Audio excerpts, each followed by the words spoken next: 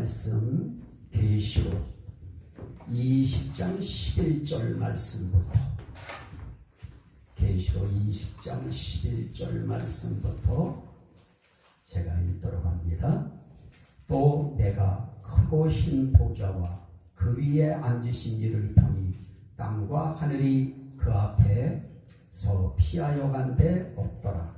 또 내가 보니 죽은 자들이 큰 자나 작은 자나 그 보좌 앞에 서 있는데 책들이 펴 있고 또 다른 책이 펴졌으니 곧 생명책이라.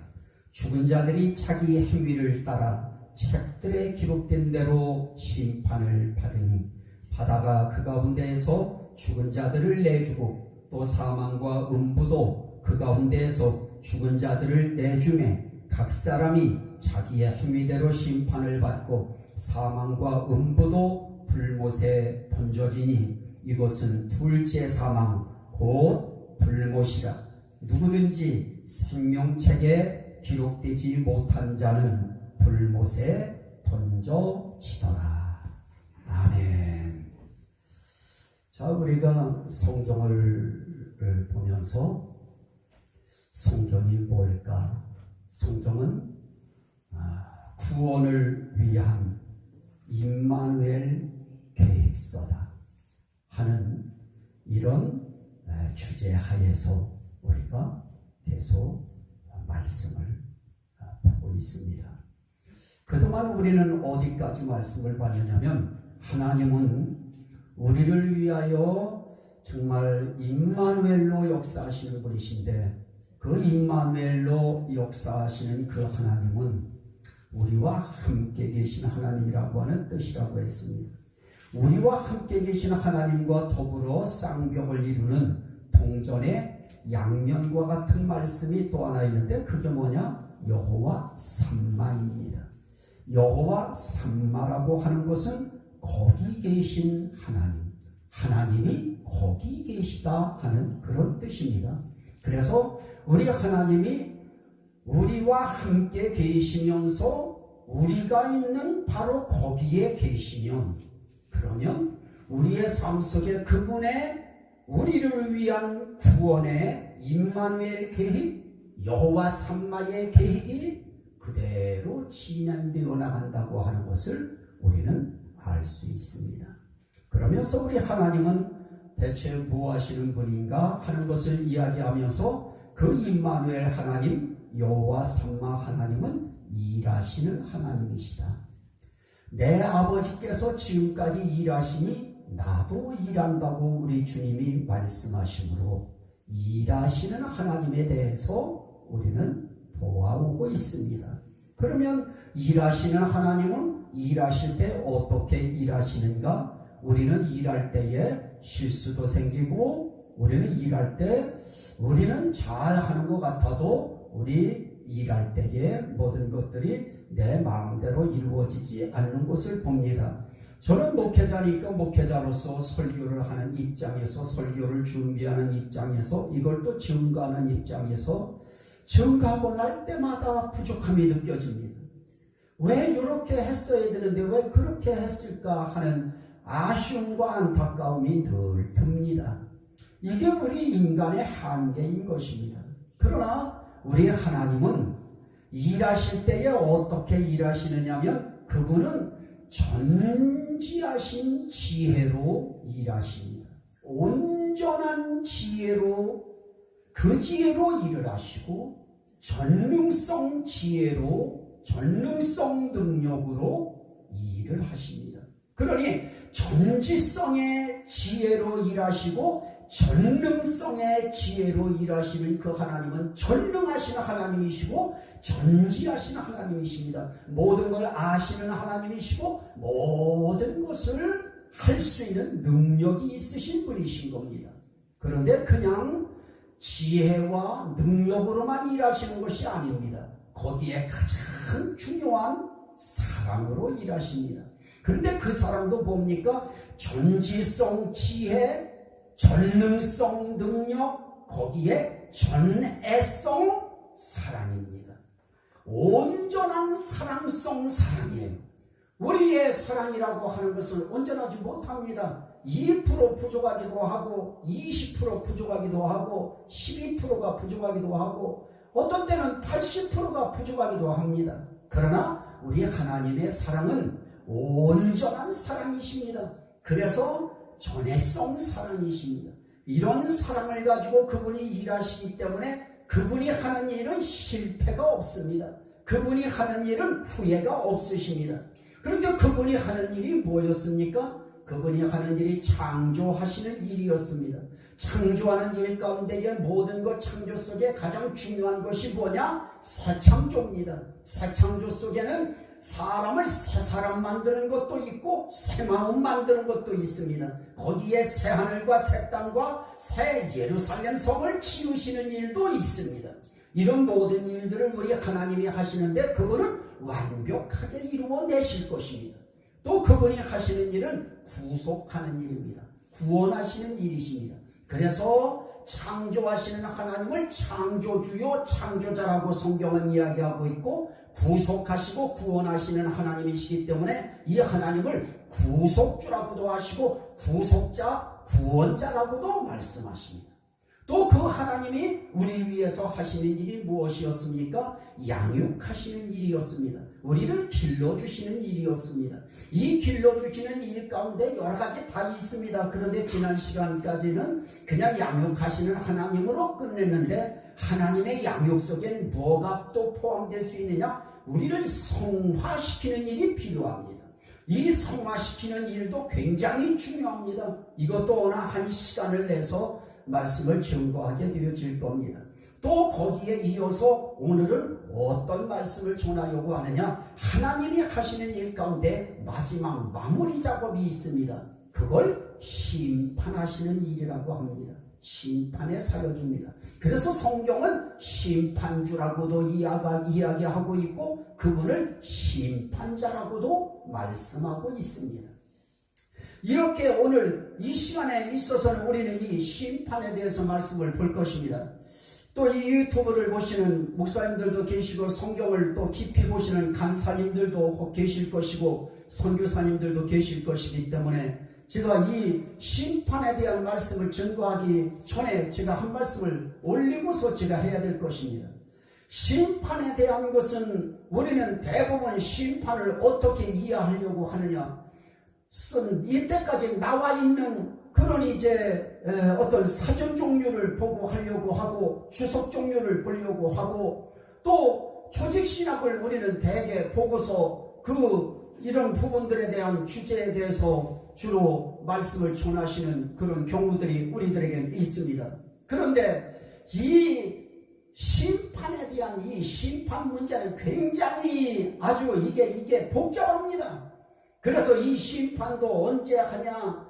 천년 왕국 오기 전에 하냐? 천년 왕국 끝난 다음에 하는 것이냐?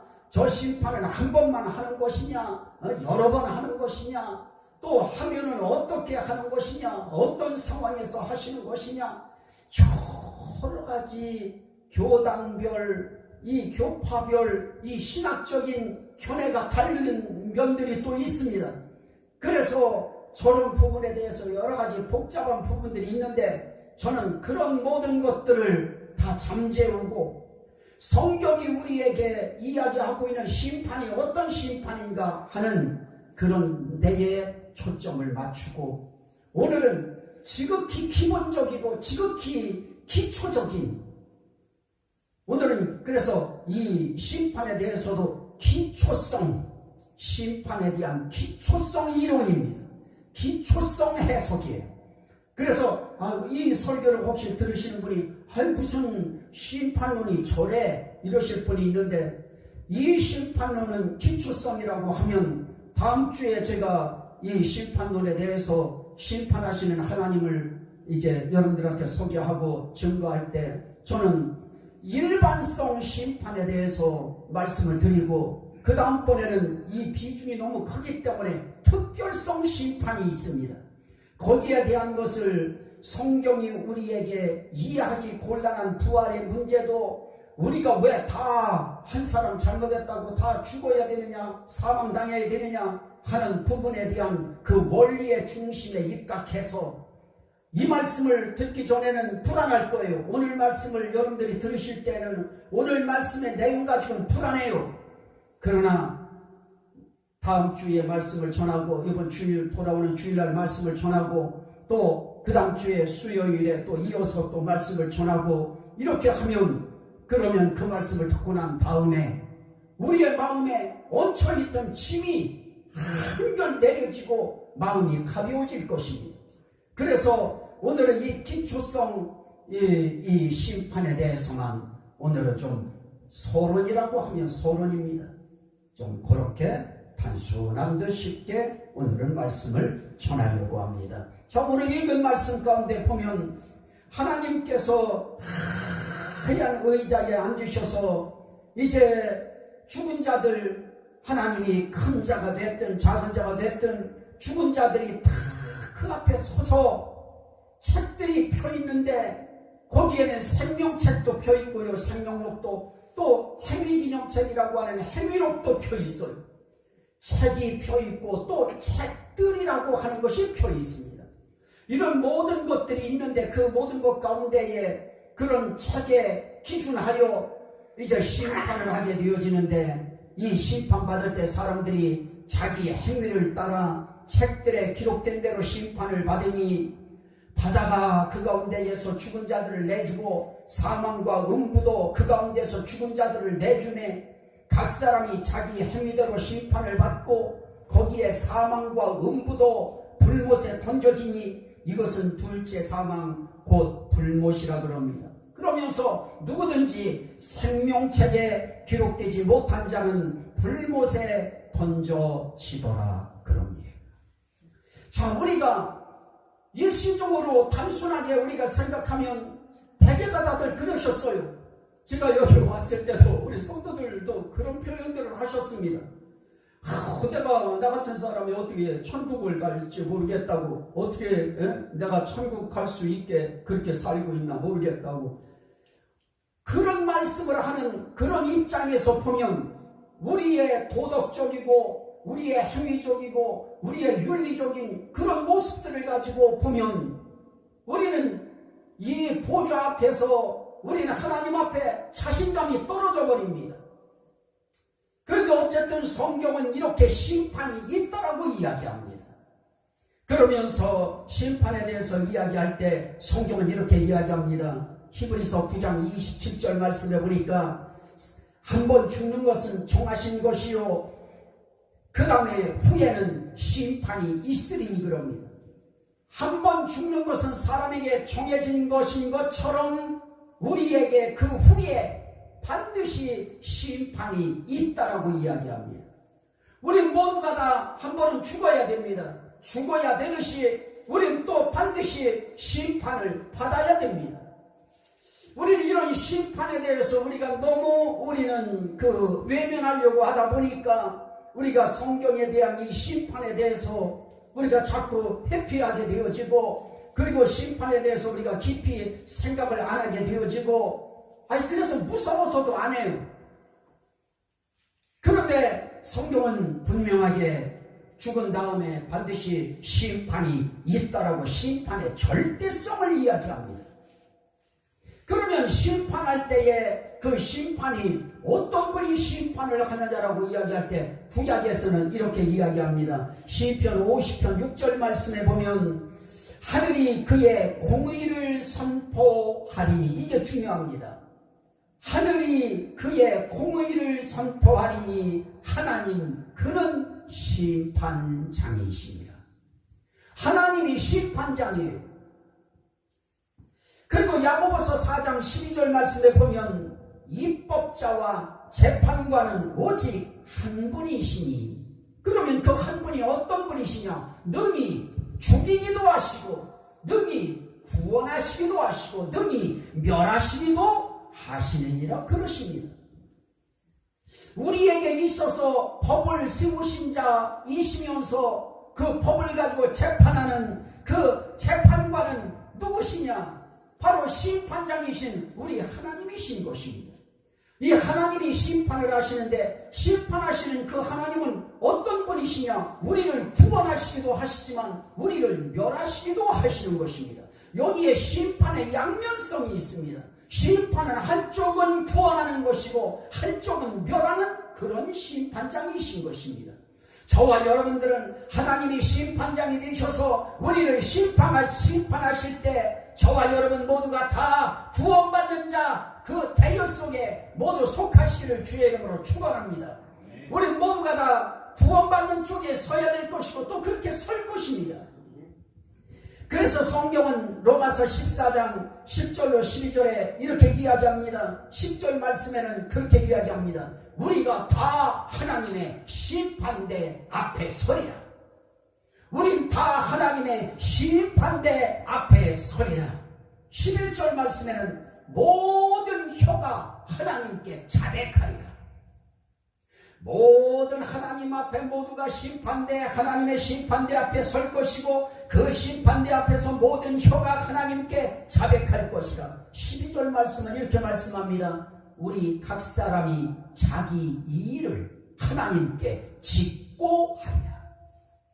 이 직고한다고 하는 것이 뭡니까? 우리 집사람하고 나하고도 누구하고 이야기 이렇게 하다 보면 어떨 땐 내가 하고 싶은 말도 집사람이 먼저 할 때가 있어요.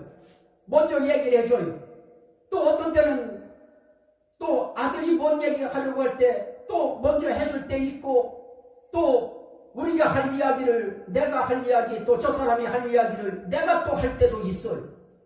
우리는 직고해야 될 일을 직고하지 아니하고 다른 사람이 대신 이렇게 애둘러서 이야기해 줍니다. 그렇게 해서 그전에는 그 자녀들 혼날까봐 막 아버지가 또 혼나고 그럴까봐 대개 엄마들이 이렇게 애둘러서 그 아이를 혼 덜 나게 하려고 좋게 표현해서 이야기해 줍니다. 그런데 심판날은 그렇지 않습니다. 모든 혀가 하나님의 심판대 앞에서 자백하게 되어 있습니다. 그리고 자기 자신이 직고하게 되어 있습니다. 우리 아들 순손에 우리 어린애 순손에 어린애가 말을 잘할까? 이건 우리의 일이 아닌 것입니다. 그건 그 아이만 할 수 있는 일이고 그 아이가 본인 입으로 직접 고할 것입니다. 우리 모두가 다 그렇게 직접 고할 겁니다. 여러분들이 하려고 할 때 여러분들이 고할 때 그런 심판대 앞에서 제가 옆에 서가지고 제가 하나님 그건 제가 말씀드릴게요. 권사님에 대한 건 그거는 이런 것이고요 저런 것이고요. 그건 제가 하지 않습니다. 그것도 해주실 분이 또 계신 것입니다. 그래서 우리는 어쨌든 이 기초적인 이 심판에 대한 부분에 있어서 일반적인 이 심판론은 우리 모두가 다 각자가 하나님의 심판대 앞에서 우리 각자가 자기 혀를 가지고 자백하고 자기 입술을 가지고 하나님 앞에 직접 고하는 그런 심판이 되어질 것입니다. 이렇게 생각하면 상당히 불안함이 우리에게 엄습할 수밖에 없는 것입니다. 그런데 이 심판할 때 이 심판은 그러면 어떤 심판이라고 할 때 이 심판은 작정된 것입니다. 작정성 심판입니다. 그래서 사도행전 17장 31절에 보면 이는 정하신 사람으로 하여금 천하를 공의로 심판할 날을 작정하시고 그러십니다. 공의로 심판할 날을 작정하시고 라고 할 때 정하신 사람으로 하여금 이 정하신 사람이 누구냐? 하나님의 아들 예수신 것입니다. 사람이신 그리스도 예수신 것입니다. 예수 그리스도 그분이 정하신 사람이면서 이분으로 하여금 천하를 공의로 심판할 날을 작정하셨습니다. 이게 중요한 겁니다. 이 심판날은 어느 날 그냥 불수 이건 안 되겠다 사는 모습들 보니까 이건 심판날을 만들어야지 안 되겠다 이렇게 된 것이 아니고 이건 영원 전에 삼위일체 하나님께서 이미 작정하신 날이 있는 것입니다. 그래서 이 심판의 날을 누구도 피해갈 수 없는 것입니다. 그래서 오늘 우리가 사는 이 시대에 우리는 심판날과 멀어요. 뭐 아무리 심판 이야기하고 코로나의 위험을 이야기하고 코로나 위험이 코로나성 심판 아니겠습니까? 그 심판을 이야기하고 아무리 얘기해도 춤추는 데 가는 사람들은 춤 계속 젊은 아이들 그 속에 들어가서 추어요. 이렇게 사람들이 이 심판에 대해서 무딥니다. 오늘 우리에게 닥쳐져 있는 이런 문제에도 생존권이 달려있지 않습니까? 그래서 외국 같은 경우에는 이렇게 길게 가다가는 우린 그냥 아파서 죽는 것이 문제가 아니고 아프기 전에 아예 굶어 죽겠다고 생각이 드니까 막 몰려나와서 데모하는 거 아니겠습니까?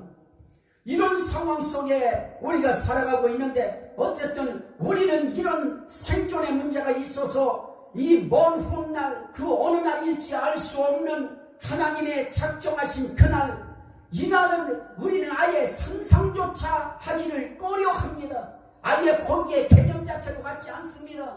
그러다 우리들이 이런 날에 대해서 목사인 저도 그렇습니다만은 이 심판에 대해서 제가 뭐 설교 많이 했습니까? 저도 심판에 대한 이 설교 많이 안 하는 편입니다. 그러다 보니 우리 기독교인 입장에서도 심판에 대해서 생각할 수 있는 여지가 없는 것입니다. 그러다 보니 세상 사람들은 더 말할 필요도 없습니다. 아무리 노아의 홍수의 날을 이야기한들 그들이 그게 가슴에 와서 닿습니까? 누가 홍수의 날을 밖에 가서 그 사람들한테 얘기할 수 있는 사람이 누가 있겠습니까? 우리 교회 안에서만 알고 끝나는 것입니다. 그러면 교회 밖에 일반인들은 전혀 이 심판의 날에 대해서 대비조차 못하는 것입니다. 그래서 오늘 우리들이 하나님 앞에 책임이 참 큰데요. 오늘 로마서 2장 16절 말씀은 그렇게 표현하고 있습니다. 하나님이 예수 그리스도로 말미암아 사람들의 은밀한 것을 심판하시는 그날이라고 말씀합니다. 예수 그리스도로 말미암아 사람들의 은밀한 것을 심판하시는 그날이라. 오늘 우리들은 은밀한 것에 대해서는 이것은 사람들 앞에 공개가 되어져 있지 않고 법 앞에 노출되어 있지 않기 때문에 우리는 그런 부분에 대해서는 우리가 사람들이 알 수가 없는 것입니다. 그래서 우리도 하나님의 심판대 앞에 섰을 때 우리도 그 하나님 앞에서 그걸 어물쩡하게 넘어가려고 생각하면 그건 오해라고 하는 것을 말씀하고 있습니다. 하나님의 말씀을 살았고 운동력이 있어 좌우의 날선 어떤 검보다도 예리하여 혼과 영과 및 관절과 골수를 찔러 쪼개기까지 하나님. 그러면서 오늘 하시는 말씀이 쪼개기까지 하나니 지으신 것이 하나도 그 앞에 나타나신 것이 없고 라고 말씀을 합니다.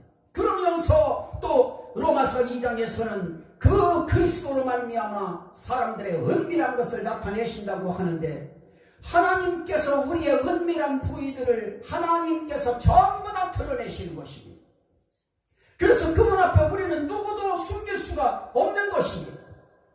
그래서 지금 방금 읽은 말씀처럼 히브리서 4장 13절에 지은 것이 하나도 그 앞에 나타나지 않음이 없고 우리 결산을 받으시기에 눈앞에 만물이 벌거벗은 것 같이 드러나느니라 그럽니다. 만물이 벌거벗은 것 같이 드러납니다. 만물 가운데 인간인 우리도 벌거벗은 것처럼 그분 앞에 드러날 것입니다. 정말 무서운 때가 바로 그 결산하는 날입니다. 그래서 심판은 결산성입니다. 결산받으실 이의 앞에서 이게 중요합니다. 우리에게 있어서 우리 인생에 있어서 결산받으실 이가 계십니다. 그분이 바로 우리 예수님이신 것입니다. 예수님이 우리의 인생에 대한 결산을 해요. 우리 인생에 대해서 우리 인간에 대해서 우리 한 사람 한 사람에 대해서 그분이 다 손익 결산을 다 보시는 것입니다.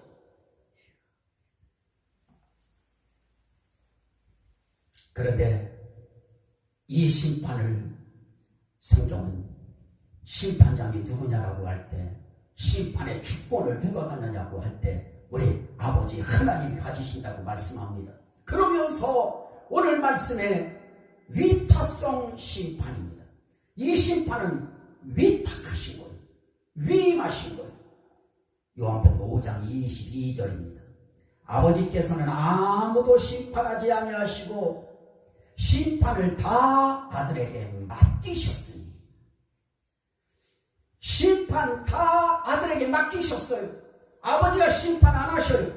그래서 요한복음 5장 27절에는 그럽니다. 또 인자됨으로 말미암아 심판하는 권한을 주셨느니라. 인자라고 하는 그리스도라고 하는 그리스도권, 메시아권, 이 메시아의 사역, 기름 부음 받은 그리스도의 사역, 이 구원자의 사역, 그 사역을 하게 됨을 인하여 심판하는 권한을 주셨느니라. 그래서 성경은 고린도 후서 5장 10절에 이렇게 이야기합니다. 로마서 14장 10절에서 우리가 다 하나님 심판대 앞에 서리라, 분명히 그렇게 말씀했습니다. 그런데 이제 바뀌어져요.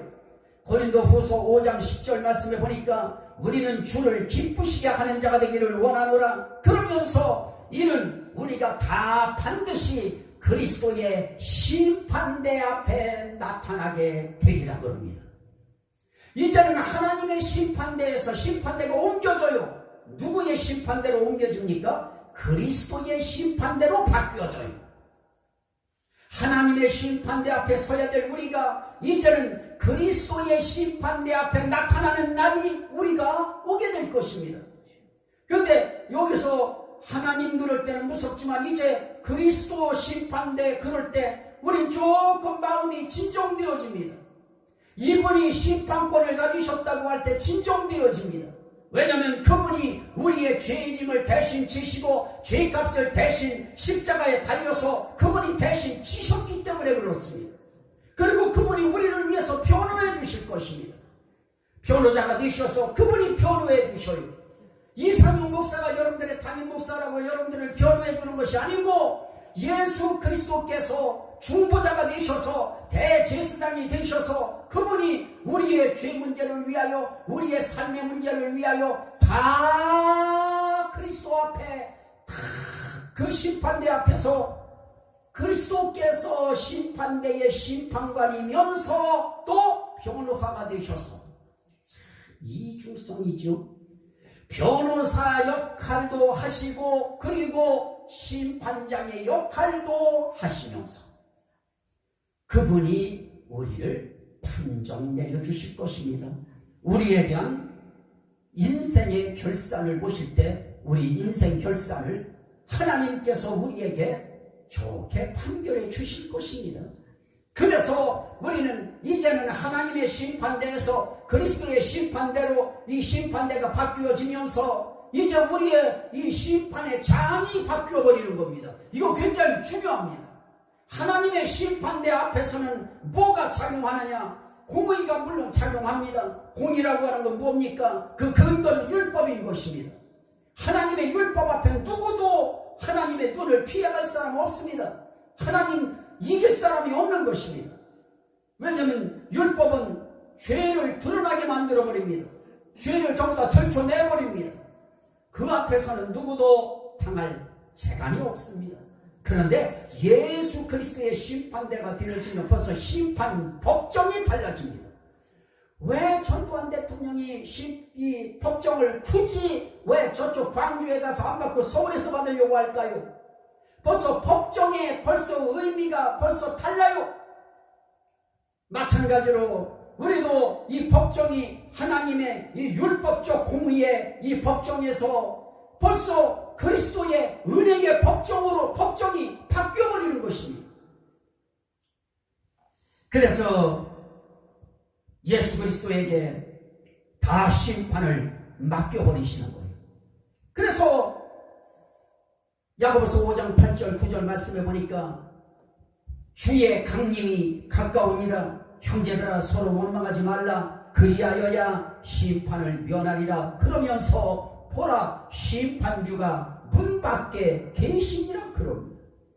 주의 강림이 가까웠다고 하면서 바로 심판주가 문 앞에 계시다. 심판하실 주님이 우리 인생의 문 밖에 항상 계시다. 그런 자세를 가지고 그런 의식을 가지고 이제는 살아야 될 때가 왔다. 주님은 그 말씀하시는 것입니다. 그러면서 사도행전 10장은 이렇게 말씀합니다. 42절 이하에 우리에게 명하사 백성에게 전도하되 하나님이 살아있는 자와 죽은 자의 재판장으로 정하신 자가 곧 이 사람인 것을 증언하게 하셨고, 하나님이 죽은 자와 살아있는 자의 재판장으로 정하신 사람이 누구냐? 바로 이 사람이다. 이 사람이 누구냐? 예수 그리스도다. 그 예수 그리스도가 심판하실 것이다. 이걸 사도행전에서 10장에서 말씀하고 있는 겁니다. 그러면서 거기서 그렇게 말합니다. 하나님이 정하신 자가 바로 이 사람 예수다. 이 사람 예수를 통해서 하나님이 살아있는 자와 죽은 자의 재판장으로 이 예수를 세웠다. 그러면서 43절이 중요합니다. 그에 대하여 모든 선지자도 증언하되, 뭐라고 증언했는가? 그를 믿는 자들이 다 그의 이름을 힘입어 죄사함을 받는다 하였느니라. 예수 그리스도, 그분이 하나님께서 죽은 자와 산 자의 재판장으로 하나님이 정해놓으신 자인데, 그 정해놓으신 그 자리에 대해서 사람들이 전도했어요. 선지자도 전도했고 사도들도 전도했고 예수님의 제자들이 전도했습니다. 뭐라고 전도했습니까? 그를 믿는 자들이 다 그의 이름을 힘입어 죄사함을 받는다 하였느니라. 우리의 재판장으로 쓰시는 그분이, 우리를 변호하는 변호사로서 그분이 서셔서 우리의 모든 죄 문제를 변호하시고, 변호한 다음에 그분이 자기 재판장의 자리로 딱 이렇게 들어서셔서 변호자의 변호에 의하면 저 아무개의 죄가 너무 무겁고 크고 중하지만 그 죄값을 대신 예수 그리스도가 십자가에서 지었으므로, 그리고 그의 이름을 저 아무개가 믿었으므로 그 이름을 힘입었기에 내가 그의 죄를 사하노라 하고 하나님이 죄사함을 거기서 판결하시는 것입니다. 그래서 오늘 이 재판에 대한, 심판에 대한 문제를 이야기할 때 성경은 심판을 어떻게 하느냐에 대해서 심판의 3요소가 나와 있어요. 성경의 요한복음 5장 30절에 그렇게 말씀합니다. 내가 아무것도 스스로 할 수 없노라. 듣는 대로 심판하노니 나는 나의 뜻대로 하려 하지 않고 나를 보내신 이의 뜻대로 하려는 고로 내 심판은 의로우니라. 나를 보내신 아버지의 뜻대로 나는 심판한다. 그래서 내 심판은 의로운 것이다. 나는 내 마음대로 심판하지 않는다. 그런데 내 아버지의 뜻이 무엇인가? 나를 믿고 나를 보내신 아버지를 믿는 자마다 영생을 얻는 이것이니 내가 이를 마지막 날에 다시 살리리라 그러셨습니다. 내 아버지의 뜻은 나를 믿는 자마다 멸망하지 않고 영생을 얻는 이것이다. 그러니 아버지의 뜻대로 그 앞에 선자들을 향해서 이 심판할 때에 우리 예수님은 무엇대로 심판하느냐? 하나님의 뜻대로 심판합니다. 아버지의 뜻대로 심판하십니다. 그리고 그 심판할 때에 예수님이 고발하는 거 아닙니다. 요한복음 5장 45절에 보니까 내가 너희를 내 아버지께 고발할까 생각하지 말라. 너희를 고발하는 이가 있으니 곧 너희가 바라는 자 모세니라. 너희가 그렇게 바라고, 너희가 그렇게 기대하고, 너희가 그렇게 사모하고, 너희가 그렇게 모세 하는 바로 그가 너희 고발할 것이다. 그런데 너희는 그의 말도 믿지 않았거늘 하물며 내 말인들 믿겠느냐라고 이야기합니다. 모세가 고발할 때, 모세가 고발하는 이유는 하나님이 모세에게 율법을 주었어요. 율법을 주셨기 때문에 그 법률을 받은 그 사람이 고발해버립니다. 하나님, 이 백성들이 하나님이 주신 율법대로 살지 않았습니다. 나는 내 백성들을 인도하여 가나안 땅에 들이려고 했는데 내 백성들의 그 모든 삶의 모습들이 하나님이 주신 율법대로 살지 못했습니다. 그래서 나는 저 백성들을 고발합니다 하고 고발하는 것입니다. 고발도 예수님이 하지 않고 모세를 통해서 율법을 통해서 고발하는 것입니다. 그런데 그때 심판에 대해서 주님이 말씀해요. 그러면 아버지의 뜻대로 심판하는데 어떻게 하느냐? 요한복음 12장 47절 48절 말씀에 보면 주님은 그렇게 말씀합니다. 사람이 내 말을 듣고 지키지 아니할지라도 내가 그를 심판하지 아니하리라. 나를 쳐버리고 내 말을 받지 아니하는 자를 심판할 이가 있으니 곧 내가 한 그 말이, 내가 이때까지 너희 마지막 날에 그를 심판하리라. 이게 굉장히 중요한 것입니다. 우리 예수님은 이 땅에 오셔서 말 안 듣고 말대로 살지 않고 그렇게 하는 자들을 예수님이 심판하지 않는다는 거예요. 내가 나가서 심판하는 거 아니다. 내가 한 그 말이 너희를 심판할 것이라 그러십니다. 그러면 결국 우리를 심판하는 것은 뭐냐? 예수 그리스도의 말씀인 것입니다. 하나님의 뜻을 받은 말씀인 것입니다. 그 말씀 가지고 그 주님의 말씀이 모든 사람들을 심판하실 것입니다. 어떻게 심판합니까? 그 혀로 하나님 앞에 직고하듯이 그 혀로 일일이 하나님 앞에 자백하고 그렇게 할 때에 그거에 대해서 모세가 고발합니다. 모세가 고발한 거에 대해서 너 한번 얘기해봐라. 그러면 자기들이 직고합니다. 나는 이렇게 죄를 졌습니다. 저렇게 죄를 졌습니다. 전부 다 죄진 거 전부 다 나옵니다. 그러면 거기에서 우리 예수님께서 변호합니다. 저자는 내가 십자가에 못 박혀 달려 돌아가고 죄값을 내가 대신 져주고 내가 십자가에 죽는다고 했고, 그리고 나를 믿으면 멸망하지 않고 영생을 얻는다고 분명히 이야기했는데도 그 말을 믿지 아니하였습니다. 재판장님, 저자는 안 믿었습니다.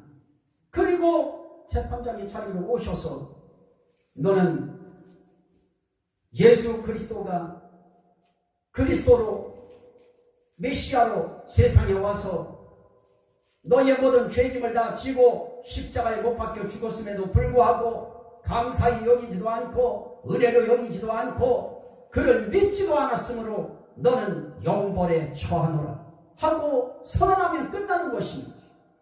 그래서 오늘 우리 삶의 길에 이 심판 문제를 이야기할 때 정말 이 책 앞에서 하나님의 보좌 앞에서 심판받을 때 두려울 수밖에 없는 것입니다. 그러나 오늘 우리에게는 누가 있느냐? 대언자 예수 그리스도가 계신 것입니다. 요한 1서를 우리가 같이 한번 보시도록 하겠습니다.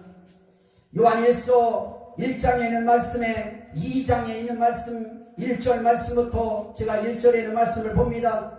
나의 자녀들아, 내가 이것을 너희에게 쓰면 너희로 죄를 범하지 않게 하려 함이라. 만일 누가 죄를 범하여도 아버지 앞에서 우리에게 대언자가 있으니 곧 의로우신 예수 그리스도시라.